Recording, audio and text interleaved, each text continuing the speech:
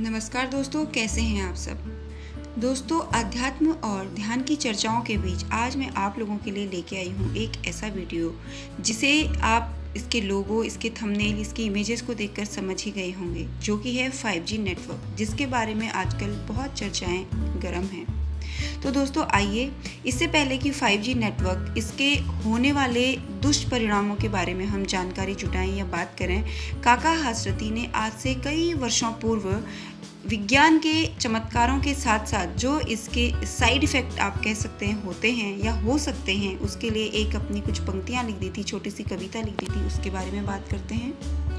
काका हासरती जी बोलते हैं, सावधान मनुष्य, यदि विज्ञान है तलवार तो उसे फेंक दे तज, मोह स्मृति के पार हो चुका है, सिद्ध है तो शिशु भी नादान, फल कांटों की तुझे कुछ भी नहीं पहचान, खेल सकता तू नहीं ले हाथ में तलवार, काट लेगा अंग तीखी है बड़ी यह धार, पर स्वती भूखे मनुज का श्रेय, यह नहीं विज्ञान कटु अग्नेय, श्रेय उसका प्राण में बहती प्रणय की वायु, मानवों के हेतु अर्पित मानवों की आयु। इसीलिए कहा जाता है दोस्तों, कभी गागर में भी सागर भर सकता है। अब काका हासरती जी ने चंद पंक्तियों में ही मनुष्य को चेता दिया कि विज्ञान अगर वरदान है तो अभिशाप भी है, अगर उसके फायदे हैं तो साइड इफ़ेक्ट्स भी हैं, और यही कुछ हमको देखने और सुनने में आ रहा है 5G नेटवर्क। दोस्तों, कुछ समय पहले इसी तरीके से 4G नेटवर्क के बारे में भी चर्चाएं हुई थी, किस तरीके से जो बर्ड्स हैं उनकी डेथ हुई थी, ह्यूमन माइंड और ब्रेन में भी इसके साइड इफ़ेक्ट देखने को मिले थे, साथ ही साथ नेचर में इसके बहुत सारे साइड इफ़ेक्ट दिखे थे। अब बात करते हैं 5G नेटवर्क के बारे में कि ये क्या होता है और इसके फ़ायदे क्या हैं, नुकसान क्या हो सकते हैं, और ये जो मिथ्या भ्रम फैलाया जा रहा है या फिर ये एक्चुअल में रियलिटी है कि जो महामारी, विश्वव्यापक महामारी से हम सब जूझ रहे हैं, क्या जो सांस लेने में प्रॉब्लम है और हेडेक है, डिप्रेशन है, ये सारी चीज़ें इस बीमारी की वजह से हैं, या जो 5G टेस्टिंग चल रही है उसकी वजह से ये सब चीज़ें देखने को मिल रही हैं। अगर टेक्नोलॉजी के स्तर पर देखें तो हाँ, हम ज़रूर कुछ कदम आगे बढ़ जाएंगे, पर जब से 5G की बातें शुरू हुई हैं तब से ही कुछ न कुछ मिथ सामने आए हैं, या फिर ये सही हैं ये तो विज्ञान ही बताएगा और आने वाला समय ही बताएगा। दोस्तों, कहा जा रहा है कि इससे हमारी ज़िंदगी तो पूरी तरीके से बदल जाएगी। हालांकि इसके आने से हेल्थ को लेकर एक बड़ी चिंता जाहिर की जा रही है, जैसा कि हम और आप देख ही रहे हैं। ऐसा कहा जा रहा है कि सिग्नल भेजने और कैच करने के लिए जो मोबाइल टावर यानी कि एंटीना लगाए जाते हैं, उनके नज़दीक रेडिएशन की फ्रीक्वेंसी काफ़ी ज़्यादा होती है, जो कि आम आदमी के स्वास्थ्य को काफ़ी नुकसान तो पहुंचाती ही है। उसके साथ साथ जो नेचर है, जो बर्ड्स हैं और जो दूसरे भी एनिमल्स हैं, उनकी हेल्थ पे भी, उनकी लाइफ को भी बुरे तरीके से इफ़ेक्ट करती है। और 5G में क्या होता है, वो डेटा को तेज़ी से ट्रांसफ़र करने के लिए यूज़ किया जाता है। अगर डेटा तेज़ी से ट्रांसफ़र होगा तो जाहिर सी बात है टावर भी लगाने होंगे। हालांकि एक्सपर्ट इससे सहमत नहीं हैं। उनका कहना है कि अगर भारत रेगुलेटरी अथॉरिटी यानी कि ट्राई द्वारा बनाई गई सुरक्षा उपायों का पालन करेगा तो ऐसा कुछ भी नहीं होगा। विश्व स्वास्थ्य संगठन भी इसको खारिज करता है। उसका कहना है कि रेडियो फ्रिक्वेंसी की वजह से सिर्फ एक ही प्रभाव पड़ेगा, और वह शरीर का तापमान बढ़ना। शरीर का तापमान बढ़ने से स्वास्थ्य को बहुत ज़्यादा नुकसान नहीं होगा।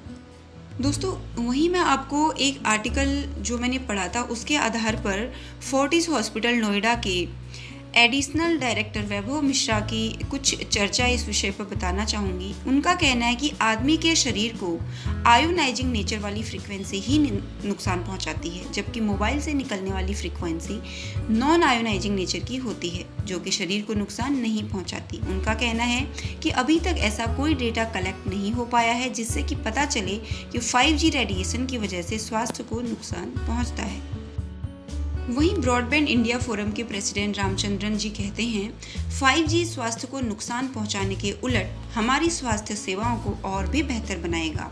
जहां तक स्वास्थ्य को नुकसान पहुंचाने वाली बातें हैं, ये सारी बातें भ्रम फैलाने के लिए हैं, और ये उस वक्त भी उठाई जा रही थी जब 3G और 4G नेटवर्क आया। जिन लोगों को इसके बारे में जानकारी नहीं है वे इस तरीके की बातें उठाते हैं। दोस्तों, अगर मैं अपना नज़रिया बताऊं तो अगर 3G और 4G नेटवर्क से ही सारे काम सही तरीके से हो रहे हैं तो ज़रूरत ही क्या है 5G नेटवर्क की। क्योंकि दोस्तों टेक्नोलॉजी, अगर हम बात करें 5G नेटवर्क की, उससे ज़्यादा हमारे देश को, हमारे देशवासियों को ज़रूरत है कि उनको एम्प्लॉयमेंट दिया जाए। इनको ज़रूरत है कि इनको और ज़्यादा जागरूक बनाया जाए। जिस तरीके से हम देख रहे हैं, महामारी ने हमारी तीसरी स्टेज पे पहुंच गई है इंडिया में, सिर्फ और सिर्फ इसलिए क्योंकि जागरूकता की कमी है। लोग राजनीति करते हैं और उस राजनीति, कहते हैं गेहूं के साथ घुन भी पिस जाता है, और उन राजनीतिक पार्टियों के साथ एक आम आदमी पिसता है। वो तब नहीं सोच पाता, क्यों ना लोगों को इस तरफ जागरूक किया जाए। दोस्तों, अंततः मैं ये आप लोगों को समझाना चाहती हूँ कि किसी भी तरह की भ्रामक स्थितियाँ या मैसेज आप तक अगर पहुँचाए जाते हैं कि 4G की वजह से ये सब हो रहा है, सांस लेने में दिक्कत हो रही है, लोग डिप्रेशन में जा रहे हैं या उनको सिर दर्द हो रहा है, तो इन तरीके की भ्रामक जो ये भ्रम पैदा किए जा रहे हैं, इनसे बचें। अपना और अपने परिवार का ध्यान रखें, घर पर रहें, मास्क लगा कर रहें, क्योंकि आपका परिवार आपसे ही होता है, ना कि इस तरीके के भ्रमों से। हाँ, अगर मैं बात करूँ रेडिएशन की, ये आपके हेल्थ को नुकसान पहुंचा सकते हैं, तो इसके लिए भी एक मैं तरीका आपको यहाँ पे बताती हूँ। अगर आप चाहते हैं कि आपके एरिया का रेडिएशन चेक कराना, तो उसके लिए एक पोर्टल है DOT, अगर आपने सुना है, डिपार्टमेंट ऑफ टेलीकम्युनिकेशन, उसके वहाँ पे आप जाएं। आप अपने घर के आसपास कितना रेडिएशन है, इसकी जानकारी किस तरीके से ले सकते हैं, मैं वो बता रही हूँ। इसके लिए आपको 4000 रुपये खर्च करने होंगे, जो आप कुछ लोग मिल बांटकर शेयर करके भी कंट्रीब्यूट कर सकते हैं इस अमाउंट को। इसके बाद आपके एड्रेस पर एक इंजीनियर्स की टीम आएगी चेक करने के लिए, देखने के लिए, और रेडिएशन का लेवल चेक करेगी। अगर निर्धारित की गई मात्रा से ज़्यादा रेडिएशन यहाँ मिलता है तो आप इसकी शिकायत DOT में कर सकते हैं, उसके ऊपर तुरंत कार्रवाई होगी। इसके अलावा रेडिएशन से आपने अपने आप को और अपनी फैमिली को बचाना भी हमारा ही काम है। तो मोबाइल के ज़्यादा इस्तेमाल से किसी को भी तनाव, आंखों में जलन, डिप्रेशन और नींद ना आना जैसी परेशानी हो सकती है।